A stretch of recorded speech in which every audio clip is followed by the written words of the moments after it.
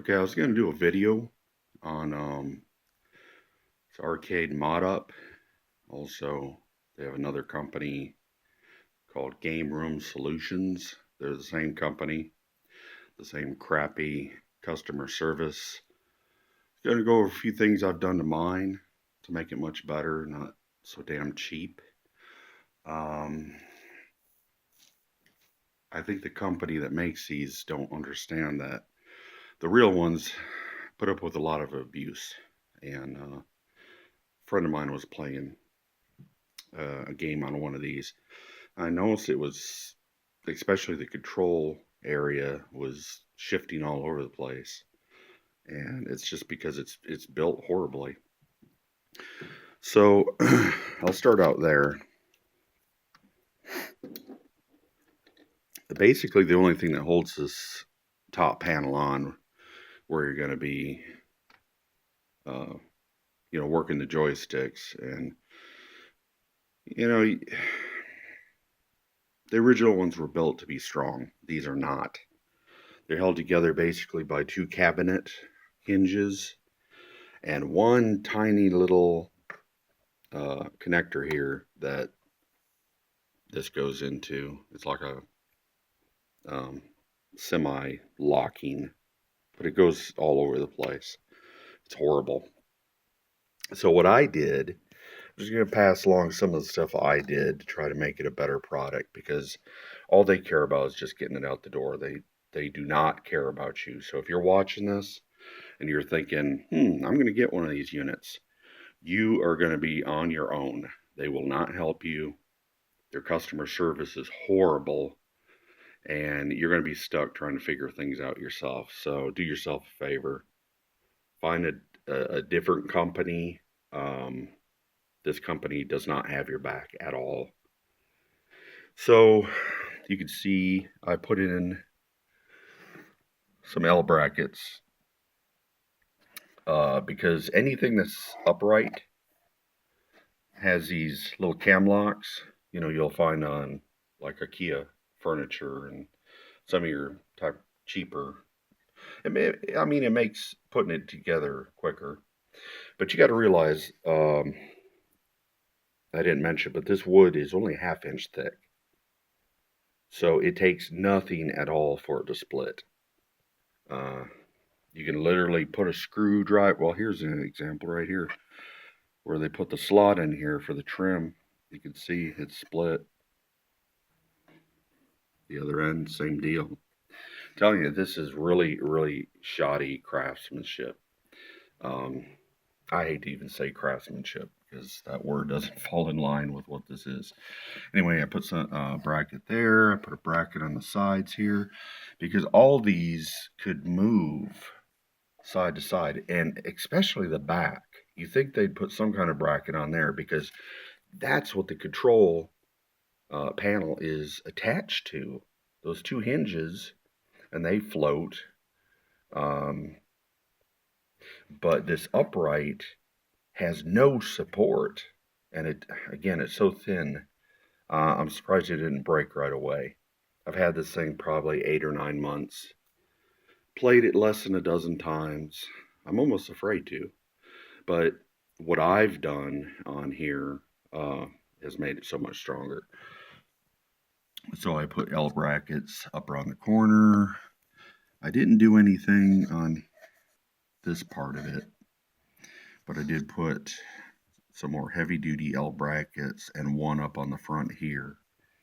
And then basically everything on this side is mirrored.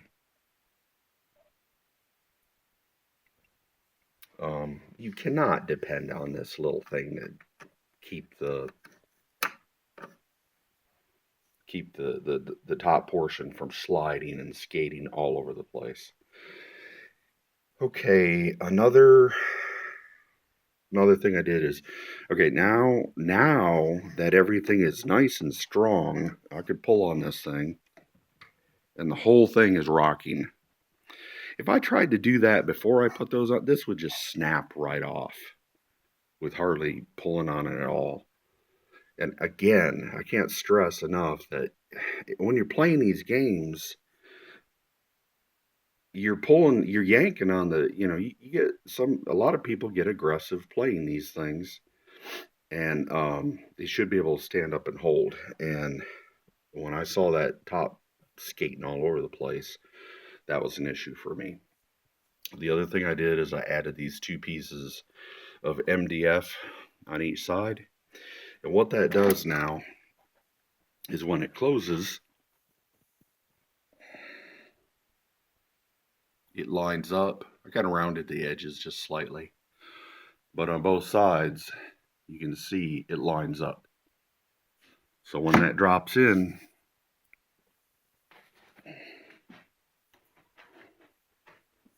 and any movement you see in this right now, okay, here's an example. Do you see that I'm tilting this thing right off the floor? I dare you to try to do that with the way it comes from their factory. This top panel will rip right off. Okay? I believe my point's made. The other thing I did, it's more of a peace of mind thing, is the Raspberry Pi will come screwed into place. After about 10 or 15 minutes of playing a game, I opened it up and I put my finger on some of the chips in there that do the processing. They actually were quite hot. And then I read it will help prolong the life of the Raspberry Pi. This is a Raspberry Pi 4. This little kit, I don't think it was more than 20 bucks. But what it does is it cleans it up, makes it better looking. I didn't screw it down. There's really no reason to. But the main reason I got it is it's got a fan. And then when the fan comes, or the kit comes, it will show where to plug in, but you can see here where, let's see here, I don't know if I can brighten this up just a little bit. We'll over brighten it, open the aperture so you can hopefully see.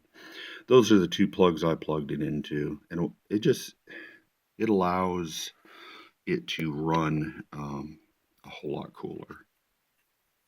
It keeps air on that. The other thing that's inside here, and you probably know this, let me go back to autofocus, is the SD card that has everything it needs to run this. And I'll get into this a little later. They send no instruction whatsoever on shutting down your unit. So if when you're done playing a game and you just shut the unit off, just flip the switch. There's been a lot of reports of what that does is it can corrupt the SD card that's inside there. And if I know this company at all, they're not giving them out for free. So you would have to get another card flashed with the information on it, and I'm sure they'd charge you for it. When really all they have to do is show you the proper way to shut down the system, and I'm going to do that. So I don't think there's anything else I've done down here. Any kind of connections you see, I haven't done it yet. I said I was going to do it right away. On the ends of these, where you see this taped together, is basically like one of these connectors. And all they've done is take two female connectors, offset them, and slide them together, instead of properly just soldering it and putting a shrink tube over it. That would be the proper way to do it. Or at the very least, put the wires together and crimp them. I mean, come on. This company, they say they're not cookie cutter. They are as cookie cutter as you can get. They want to get as many of these units out as possible. They want to take your money and then forget you're a customer at all. One of the things I didn't like about this unit also is I wanted the top part to be a little higher. I'll use their phrase. adult height. I don't think there's too many children, uh, busting open their piggy banks to buy this thing. So I made a simple request. It comes with a stand, and I tried to work with one of the co-owners, Tina. She's a real joy to deal with. And I gave her every bit of information I could give her, but she just does not seem to be able to grasp the engineering concept behind this. Now, I'm a design engineer, but it doesn't take one to say, listen, I want to lift this thing up several more inches, so I'm not looking over the thing and having it be more toyish, I guess. I wanted a certain height on it. I thought I was going to have to go higher, but I ended up going maybe about 5 to 6 inches. So what I did is I just bought another riser, just like what you see with the Pac-Man. But you see where those blue lines go down and end? That's where it did sit on the floor. I bought another one here that has the different company logos for the video games. And what I did is built that up. Well, I had to cut it down to the size I wanted. And then I just put little strips of wood on the inside of all four sides of that. I can't really show you because that would mean I'd have to lift everything apart. But it's kind of like a lid going on a container. And then once I lifted the unit up and on the riser up and onto that, it goes right on. And I'll get closer. You can see that it works perfect. It's almost perfectly smooth across here because it's another riser on top of another riser. Now again, I'm not just putting this edge on top of another edge. That would be dangerous. But what I do is on the inside of this, I've got a strip of wood that's screwed into this from the inside, okay? It's like a lip. It's no more than maybe 2 inches. But it runs most of the length around all four sides.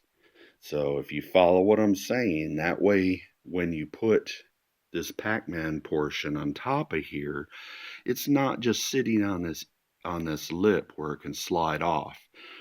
The strips I'm talking about on the inside keep this from sliding off this. There's no way it can slide off that. So yeah, I had to do a little bit of changing things around.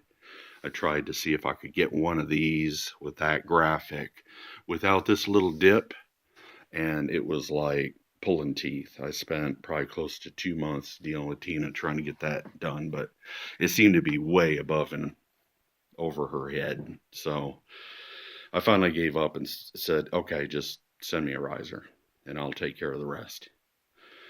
So I'm going to pause a second here and go ahead and spin it around and show you what I did on the inside. Okay. Around on the back here. Now, I added this because I have small animals. I have some southern and northern flying squirrels, and they don't need to be in here, right? The speakers I send, absolute crap. The metal that the speaker frame basket, basically they call it, is so crappy you can bend it with your fingers. That's not an exaggeration whatsoever. So I replaced them. They are they're still a 4-inch, but they're a two-way kicker. So it's got a tweeter and a separate cone. All right, so, and I wanted to find one where the tweeter didn't extend out beyond that frame, and this doesn't. I just put that spacer on there, and it goes in the same holes and everything. put that spacer on there just to make sure there's no way the cone or the surround can hit the wood, because over time that could it would damage the speaker and or surround. Um, Originally, this came with a different amplifier. It was pretty crappy. Um, they advertise 180 watts output. There is no way in hell that you're going to get 180 watts output with the 12 volt power supply. You can basically tell just by doing the math of the 12 volt input and how many amps come off the brick that they send you. If you want to dive in, you go online and plug those two variables in, say one amp and 12 volts, and you'll find out there's just no way in hell you're going to get that kind of power. This is still a cheap amplifier. You can find them on eBay or what's the other one? Amazon. They're basically all over the place. It's a really cheap Chinese basic kind of setup. So the reason I did that, it has I think it has, what was it, 50 watts a channel, 25 to 50. I think it's RMS is 25 watts, and that means continuous, and peak is 50 watts per channel. It's a 3-channel amplifier, and I wanted to have 2 speakers, right, full range, and it has the output for that. Plus it has one more output for a subwoofer.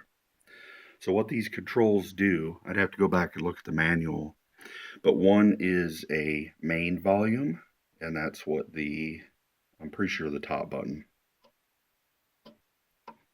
Is it? Nope, I'm sorry, it's the bottom. See how it clicks? The only drawback on this is when it first turns on is Bluetooth. So I do have to reach around and click that, and then you'll hear a voice say, line in, and that's what it's looking for. It's looking for that input of line in. And then you have 2 controls on there that are volume and bass volume, and the 2 other knobs on there are to control your cutoff for your treble and your bass. And this thing is probably no more than 30 bucks. The power supply was about 30 to 40, and it's a 24 volt power supply, and I think it's 3 to 5 amp. So that tells me, yes, that is much more realistic. It's putting out what it says it's putting out. There is another version of this that when you turn it on, it powers on in the inline mode and not the Bluetooth. But unfortunately, I couldn't find that version, because that'd be great. Just turn the machine on and, you're where you need to be. But it is kind of cool if you bring up your phone next to it and want to play some music. This thing sounds so crazy good now with these speakers, and I got a 12-inch sub down below, that I swear to you, it's like a what do they call it, like a jukebox or something. It shakes the floor, and there's no distortion, which I was surprised, because that's a pretty small amp. The other thing I'm going to attach a link to this, because I could not get a straight answer from them. Originally, the audio out came from the Raspberry Pi through one of these 3.5 millimeter stereo jacks. You can see it with the white and the green cord coming out of it. And for the longest time, I was trying to get the audio to come through the HDMI cable that you see in the middle, vertical black, that's plugged into the silver plug there. That's your HDMI. And that's the control for your monitor. So I've got that there. This off to the side, you shouldn't have to mess with much. I did change it over from Chinese to English just because if I want to go through and set up something, I'll be able to read it. Let's see here. So I started to say that when it came, the only way I could connect it is from the Raspberry Pi to the amplifier. And I wanted, because an HDMI carries the signal digitally. When it carries it digitally, you're going to get a better sound. When you go through analog, like it wasn't plugged in there originally, that green plug just came straight. Well, it didn't go there. It went to the Raspberry Pi. So straight from the Raspberry Pi to here, the amplifier. So I'll put a link in, and what that link does is show you exactly what you need to do so your audio can come from the Raspberry Pi to this monitor board using nothing more than the HDMI cable. Why do you do that? So you get the digital signal and it sounds so much better. I was kind of skeptical, but it really does. It sounds incredible. So let's go ahead, and I think that's pretty much it on there. Like I said, look for that link. It's worth it. I believe in trying to make things with quality, and I mean, you can see what I did here. I very carefully, let me get my light, very carefully opened that up on the door. So it's very easy to get to. It's very easy to adjust. And I just have to remember, like I said, it's been so long since I've played this. The bottom button is my volume. It's very easy to reach around and find that and adjust if it's too loud. I've got a 12-inch kicker box and it fits perfectly down inside here. I think I got that through Crutchfield. And again, I was a little skeptical that that little amp could power it, but it does. And I'm not looking to overpower the bass side of it.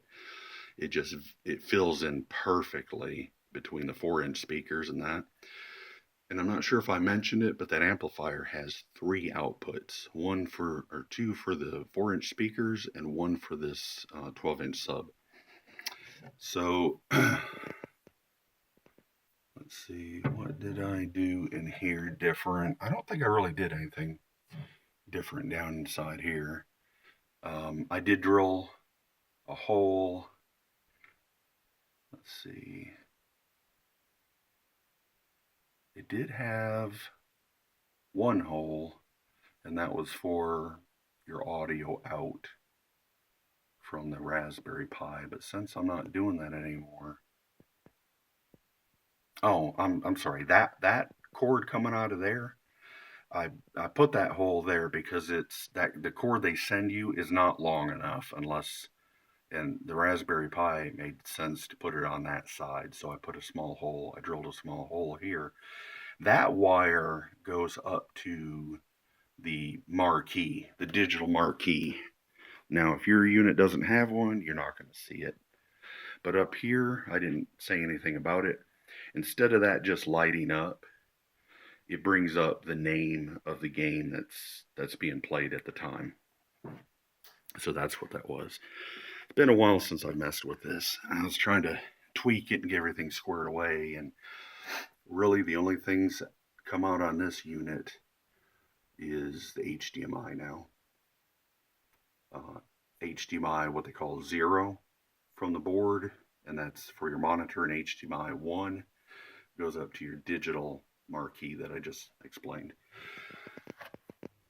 Then I just try to keep this a little dusty, but keep it nice and clean. Everything is double stick taped down so things can't like move around on you. And that's pretty much it.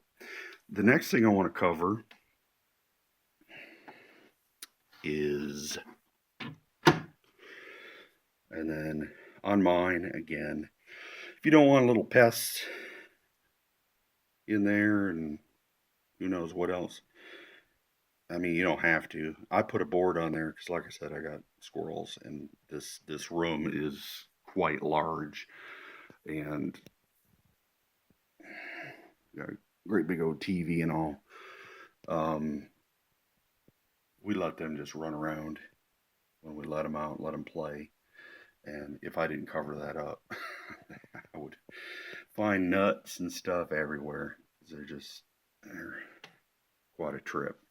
Let me go ahead and fire this up, and I'm going to pause it and go ahead and get this where I can show you the proper way. So when it comes up, I change it to the line in.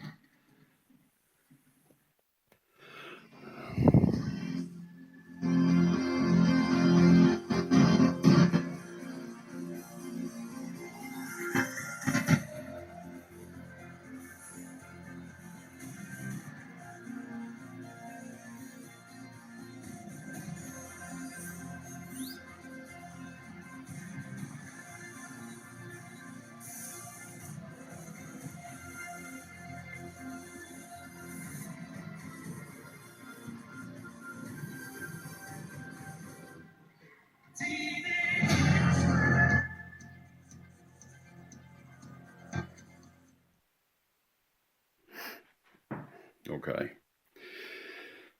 Oh, the other thing I'll probably jump into is if you have games where the controls don't work. That seems to be another issue that they will not help you with because either they don't care or they don't know. I've been told on a lot of games that are pretty obvious that there's sticks that, oh, well, you need, I was told by Tina, you need a rotary control for this game, and you can just look up the game and see.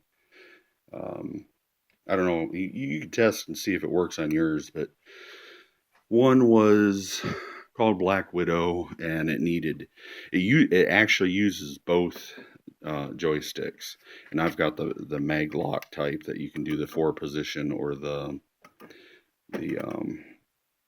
8 position, and it uses both joysticks. So I had to kind of go into the program and remap it.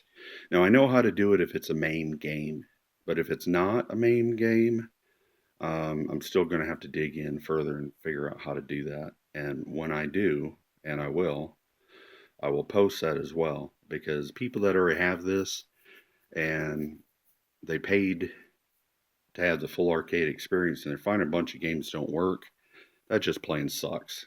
So if I can help somebody here, I will.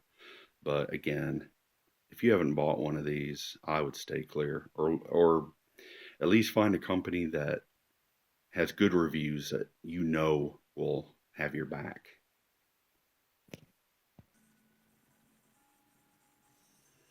All right, so suppose you've been playing for a while and turn it down a little bit. You're ready to quit playing. What you do is you come over to your start button, press it, use your joystick to come down to quit.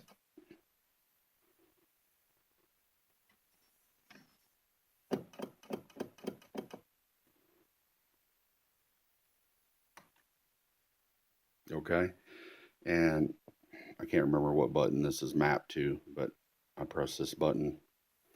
It brings up quit. You go to shutdown system. Press the same button again. Do you really want to shut down? Yes. That's the proper way to shut it down. If you're not doing that, if you're in the middle of a game and you just reach back here and flip that power cord, power switch right there, you are risking corrupting the SD card. And they're not going to tell you that. If you don't believe me, look it up on the internet. You will find where people have said not to do that and to exit the way I showed you. RetroPie, which is one of the main emulators, softwares they're using, is the same way. You can do all this stuff yourself for free. You can go online and find all this stuff. RetroPie, putting that on a Raspberry Pi is not rocket science. They're making a lot of money doing this, and they're doing a crappy job, in my opinion. And I don't seem to be alone. I saw some of the reviews beforehand, and I thought I'd take a chance anyway. It's not completely useless because a majority of the games I've tried so far have worked. But I get pretty nervous sometimes about trying some. I might come across some and be like, "Oh yeah, I really want to use that or play that," and then find out that it doesn't work. So anyway, after you shut it down the way I showed you, I always like to give it about 10 seconds, and that way you know there's no communication going on, and then you can power it off. That's the safe way to power this thing off. If you don't, you are taking a chance. And once that card's corrupt, unless you have a backup, and you cannot just make a copy, it's Linux based. And if you put that SD card in a Windows type computer and try to make a copy that way, it is not going to work. There's a phrase for it and a software you have to use. I believe it's called flashing, and it actually takes a while. It'll probably took me at least a half hour to read the SD card, and probably another 40 to 45 minutes for it to write to the SD card. So that way I have a backup in case something happens. Because the very last thing I want to do is ask for any kind of help from these people. And it's gotten to the point where I purposely, kind of pissed them off. I told them straight up they didn't know what they were doing. And I've got nothing to lose because they can't help me. I'm going to pull up a MAME game and show you lastly here. Now, this only works for MAME games. If you have buttons or the joystick's not working, I'll show you how you can go in here and make that work. The first thing I'm going to do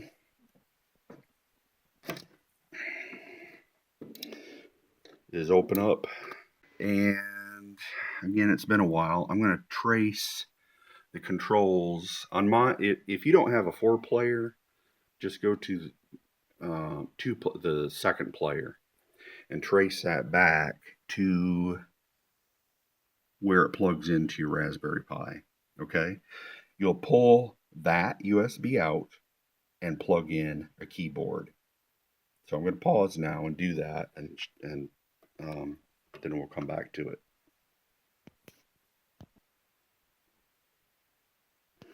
Okay, so that I did just that. All I did is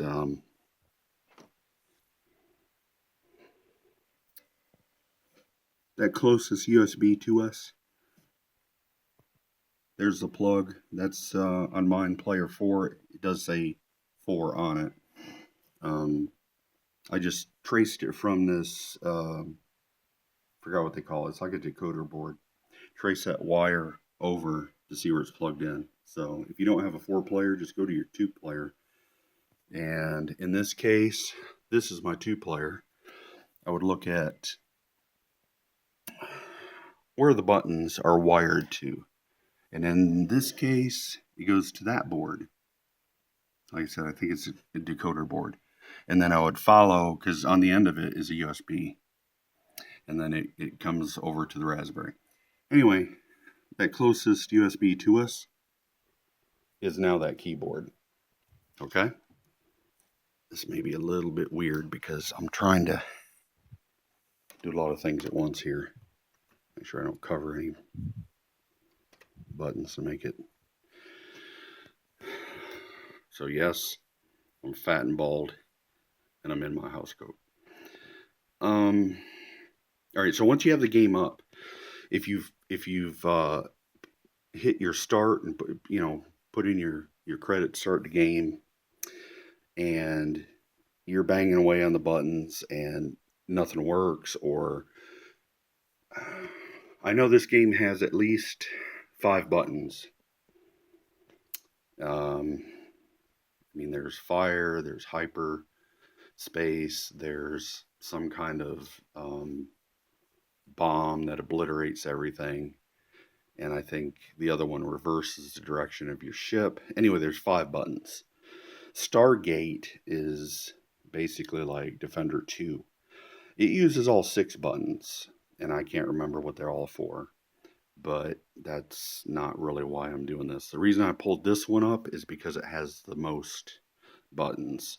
Now, I'm not going to change any of my button mapping, but I'm just going to show you how you can do it on a main game.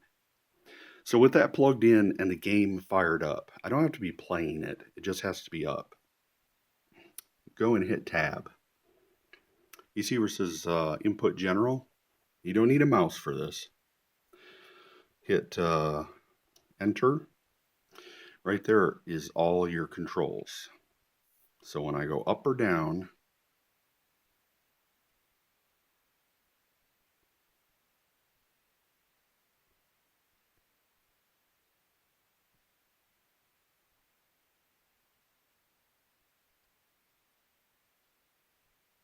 all I'm doing is hitting the down arrow.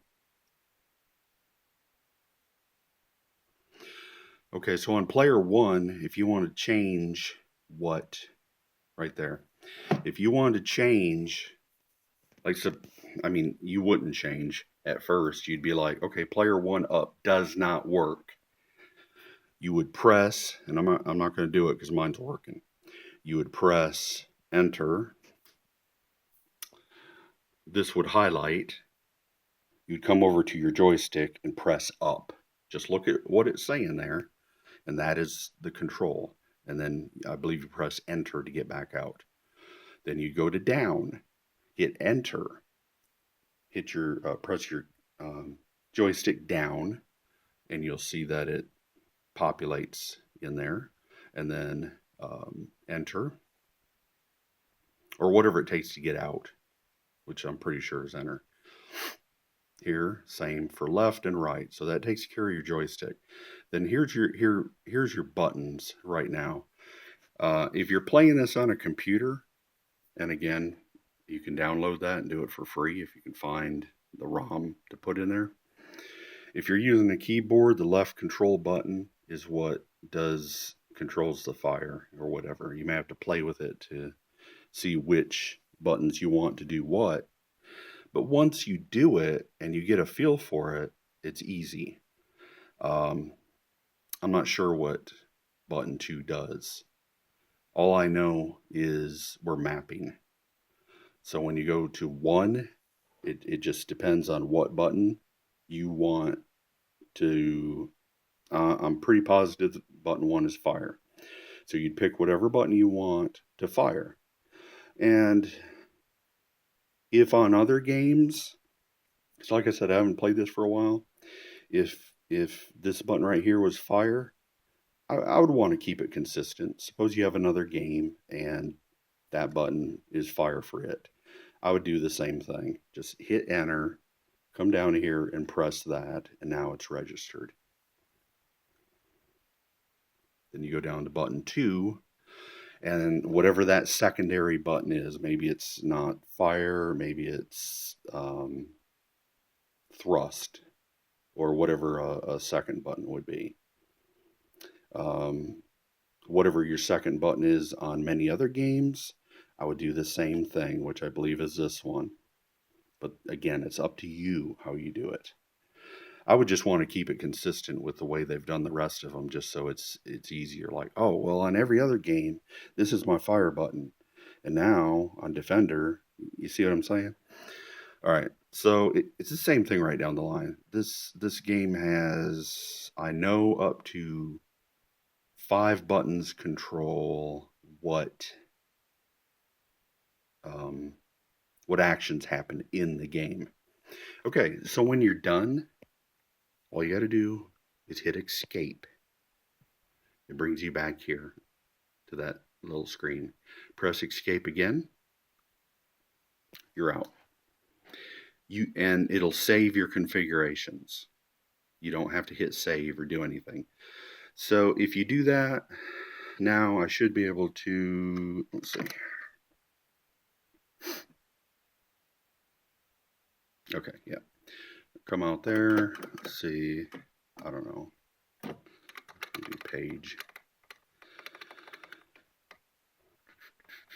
I'm just gonna do, say, like asteroids.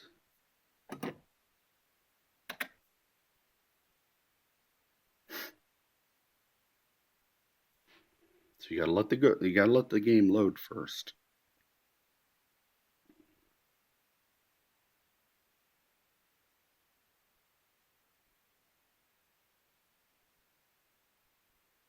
Okay.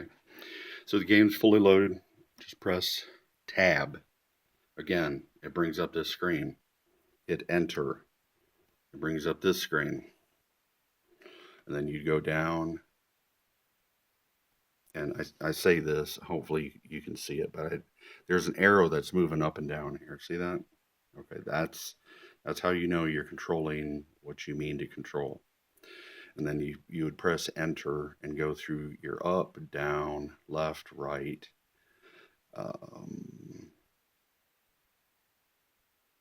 Select and cancel should work, or else you wouldn't be able to get into the game at all. But there's going to be two buttons. Let's go down further. Yeah, here we go. Button 1, I know that's going to be fire. And then on this game, you've got your, I can't remember if it's 2 or 3 buttons. It looks like 3 on here. But this is where you can kind of play around with it. And you'd be like, oops, no, that's not what I meant. And anytime you go in there and hit enter, like for button 2, it's going to highlight that.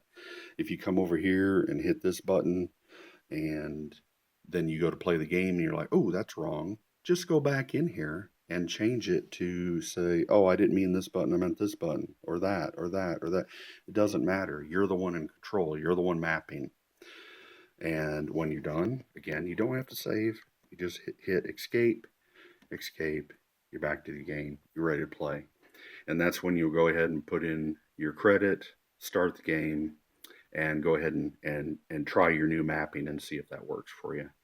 Like I said, on let me escape here. This is running longer than I wanted, but there was one called Black Widow, and that's the one that I started asking questions with, and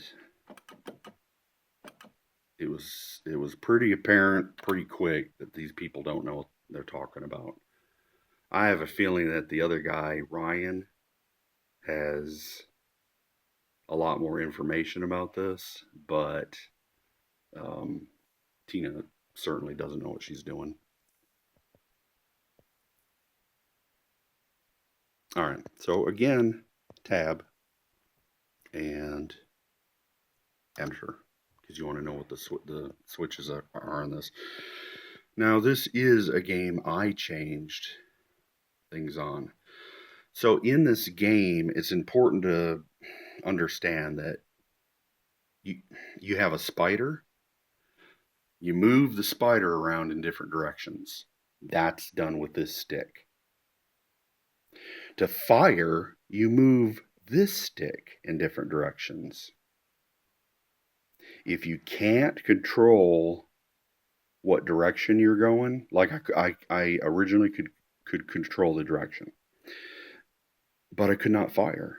I think maybe one of these buttons would fire, but it only would fire in one direction, because this is your fire button. So when I push it left, right, up, and down, you're on a web and you're running around shooting these enemies, whatever. This is what moves the spider. This is what shoots whatever it is and kills the enemy. Okay, let's see what we got here. All right, so up, down, left, right. Okay, so that always worked. I could move the spider. Here's where I had to change. Yes, right there. P1 up, P1 down, left and right. So I went through the same way that I told you for mapping the buttons and just did the stick. You hit enter when it, all right now it's on right. So I'd press enter, press this stick to the right, it'll capture that. And you got to remember to do the other directions too, or else it's only going to do the one. So after I did those 4, again, you don't save, just hit escape twice. Now you're back in the game. Now, let's see here. See if I remember how to.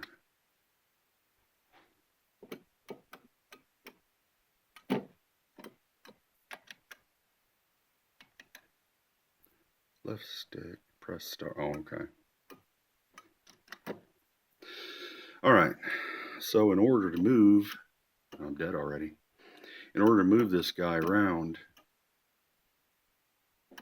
okay, I'm pushing right, pressing down, going over.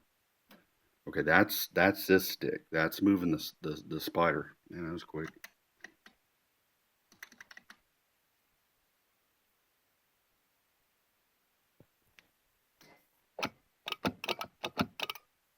Okay.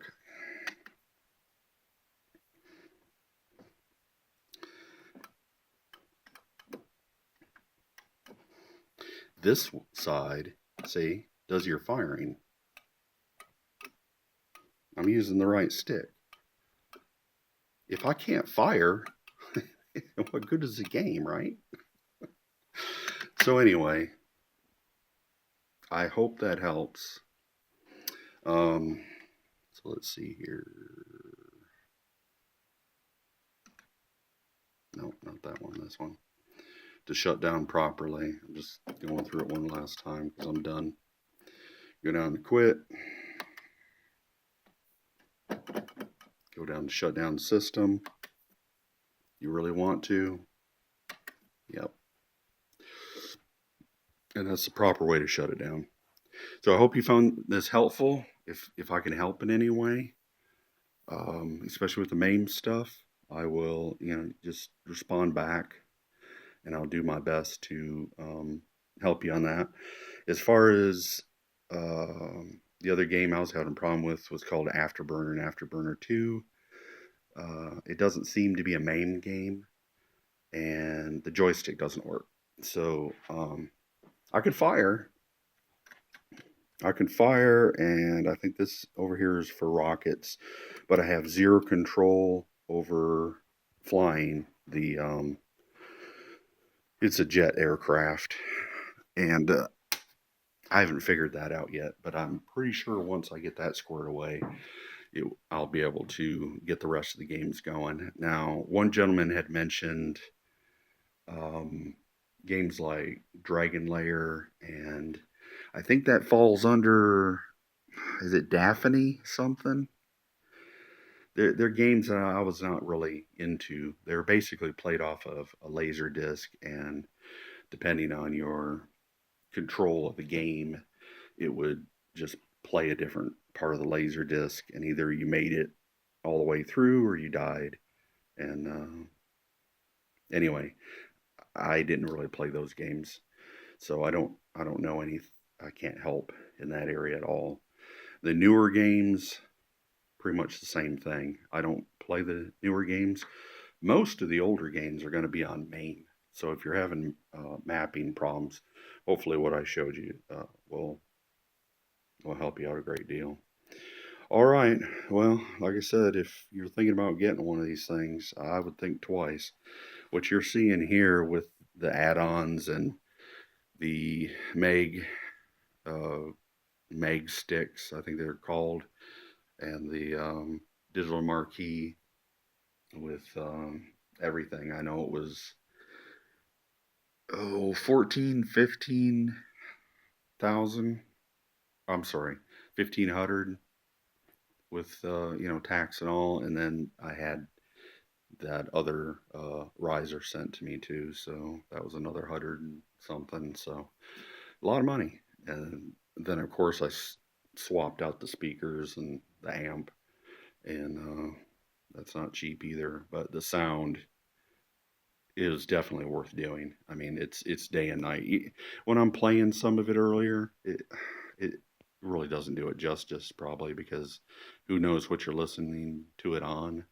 And I'm just recording this on a phone, but trust me, it sounds super good. In fact, I'll compare it to if I take that same phone and pair it to my Bose, like a $500 Bose sound bar that has another $500 bass module. They sound about the same. It's hard to tell the difference. So I would definitely change out those speakers. You might get away with that amp, but like I said, the one I have is a 3 channel, and it worked perfect. So it would power the two 4 inches in the sub. Anyway, any questions? Let me know. I'll help you the best I can, since, well, they won't. All right, take care. Have a good day.